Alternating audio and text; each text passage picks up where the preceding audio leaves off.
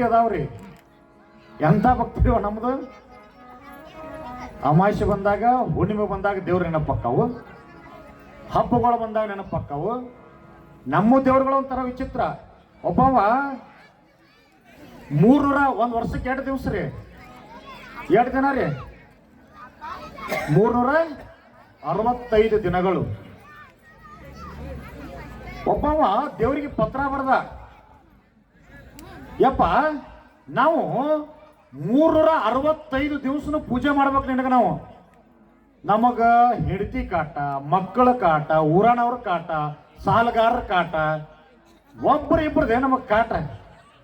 ಯಾರಿಗೆ ಇರಬಾರ್ದು ಎಲ್ಲ ಕಾಟ ನಮಗದಾವಯ್ಯಪ್ಪ. 365 ದಿವಸ ನಮಗ್ ಪೂಜೆ ಮಾಡಕ್ ಆಗೋದಿಲ್ಲಪ್ಪ. ನಮಗ ಅಟ್ಟ ಒಂದು 30 ದಿವಸ ಇದ್ರ ಹೇಳಂತ ಪತ್ರ ಬರ್ದವ್, ದೇವ್ರಿಗೆ ಪತ್ರ ಬರ್ದವ್.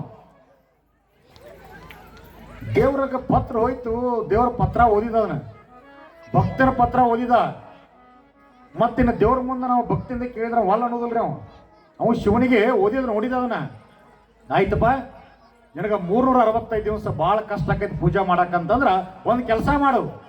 365 ದಿವಸದಾಗ 30 ದಿವಸ ಶ್ರಾವಣ ಅಂತ ಬರ್ತೈತಿ. ಶ್ರಾವಣ ಅಂತ ಕೊಡ್ತೇನೆ ನನಗೆ. ನಾನು ಆ 30 ದಿವಸ ಪೂಜೆ ಮಾಡಪ್ಪ, ನನ್ನ ನಾಮಸ್ಮರಣೆ ಮಾಡುವಂತೆ ವಾಪಸ್ ಪತ್ರ ಬರ್ದ ದೇವ್ರವನಿಗೆ, ಭಕ್ತನಿಗೆ. ಆ ಪತ್ರ ಬಂದು ಭಕ್ತನಿಗೆ ಮುಟ್ತಿರಿ. ಅವು ದೊಡ್ಡ ಖುಷಿ ಆದ. 365 ದಿನದಾಗ 30 ದಿನ ಹೋದ್ರೆ 335 ದಿವಸ ಆರಾಮರ್ತೀವ ಮರ. ಆತ 30 ದಿವಸ ಅಂತೇಳಿ ಶ್ರಾವಣ ಬಂದ್ರಿ. ಬೆಳಗ್ಗೆ 4ಕ್ಕೆ ಕೇಳಬೇಕು, ಜಳಕ ಮಾಡಬೇಕು, ಖಾಲಿ ಹೊಟ್ಲೆ ಏನು ತಿನ್ನೋಂಗಿಲ್ಲ, ಚಹಾ ಕುಡಿಯೋಂಗಿಲ್ಲ. ಊರಾಗಿನ ಎಲ್ಲಾ ದೇವ್ರುಗಳು ಮುಗಿಸ್ಕೊಂಡು ಬರ್ಬೇಕು. ಮುಗಿಸೋದ್ರಾಗ 9, 10, 11 ಆಗೈತೆ ಅವಂಗ. ಚಹಾ ಕುಡಿಯೋಕ್ಕಾಗವಲ್ತ. ಎಲ್ಲ ದೇವ್ರ ಮುಗಿಯೋ ಮಟ್ಟ ಏನು ತಿನ್ನುವಂಗಿಲ್ಲ, ಹೊಟ್ಟೆ ಹಸಿಯಾಕೈತು. ಅವ ದೊಡ್ಡ ತ್ರಾಸ ಆಕೈತ್ರಿ ಅವಾಗ ಶ್ರಾವಣದಾಗ. 2 ಹೊತ್ತು ಪೂಜೆ ಮಾಡ್ಕೊಳ್ಬೇಕು, ಲಿಂಗ ಪೂಜೆ ಮಾಡ್ಕೊಳ್ಬೇಕು, ಮಠಕ್ಕೆ ಹೋಗ್ಬೇಕು, ಗುರುಗಳಿಗೆ ನಮಸ್ಕಾರ ಮಾಡಬೇಕು. ಹೇಳ್ತೀಯ ದಿನ ಒಂದು ಏನಾರು ಸ್ವೀಟ್ ಮಾಡ್ತಾಳು, ಆಕೆ ಏನಾರು ತಂದು ಕೊಡಬೇಕು, ಕಿರಾಣಿ ಸಂತೆ ಮಾಡಬೇಕು. ದೊಡ್ಡ ಕಿರಿಕಿರಿ ಆತ ಅವನಿಗೆ 30 ದಿವಸ. ಮತ್ತೆ ದೇವರಿಗೆ ಪತ್ರ ಬರ್ದವ, ಯಪ್ಪ ನನಗೆ 30 ದಿವಸ ಬೇಡಪ್ಪ ಯಪ್ಪ, ಆಗುದಿಲ್ಲ ನನಗೆ. ಅಟ್ಟ ಒಂದು ಸ್ವಲ್ಪ ಏನಾರು ಇದ್ರೆ ಕಡಿಮೆ ಇದ್ರೆ ಏನು ಮಾಡು, ಒಂದಿಷ್ಟು ದಿನಗಳಿದ್ರೆ ಹೇಳು ಅಂತಂದ್ರು. ಆಯ್ತಂತ ಹೇಳವ ದೇವರ ಮತ್ತಿನ ಭಕ್ತ ಕೇಳಾಕತ್ತಾರ ಅಂದ್ಮೇಲೆ ಮತ್ತೆ ದೇವರ ಬದಲಾವಣೆ ಮಾಡಿದ.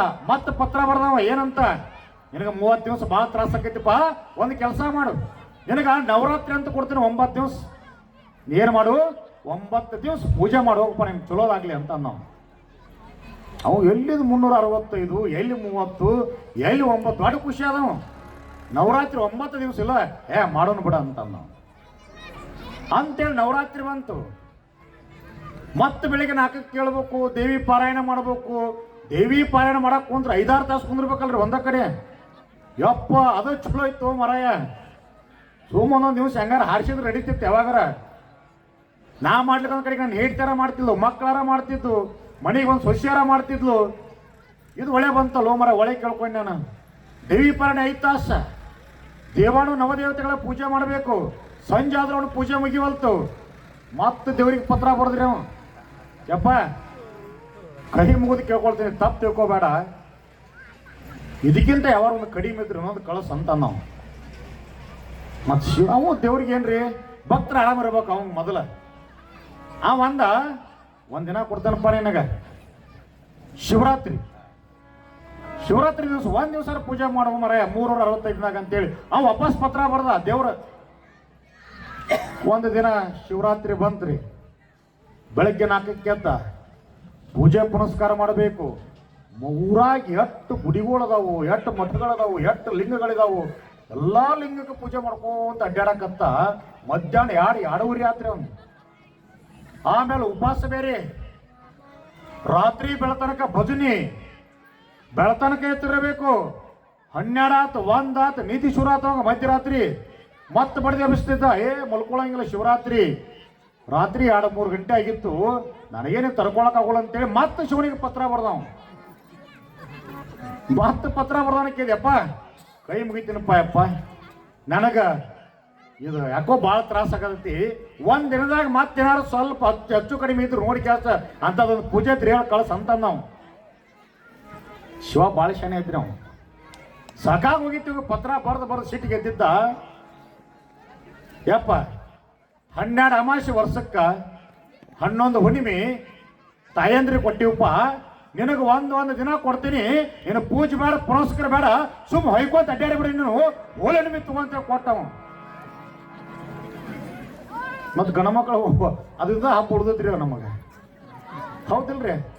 ಎಲ್ಲಾರು ಹೇಳ್ತಾರೆ ನಮ್ಗೆ ಯಾವ ಹಬ್ಬ ಇಲ್ಲ, ಪೂಜೆ ಬಂದ್ರೆ ಪುನಸ್ಕಾರ ಇಲ್ಲ, ನಿಮಗೆ ಚಲೋ ಬಟ್ಟೆ ಹಾಕೊಳ್ಳಲ್ಲ, ಮಡಿ ಬಟ್ಟೆ ಹಾಕೊಳ್ಳೋದಿಲ್ಲ, ಇದ್ದದ ಬಟ್ಟೆ ಮೇಲೆ ಅಡ್ಡಾಡ್ತೀವಿ, ತಿರುಗಾಡ್ತೀವಿ, ಬರ್ತೀವಿ, ನೀವು ಪೂಜೆ ಮಾಡ್ತೀರಿ, ನಿಮ್ಮ ಮುಖ ನೋಡಿ, ನಿಮ್ಮ ವಿಭೂತಿ ನೋಡಿ ಇಲ್ಲೇ ನಮಸ್ಕಾರ ಮಾಡಿ ಸುಮ್ಮ ಕುಂತು ಬಿಡ್ತೀವಿ ರೀ.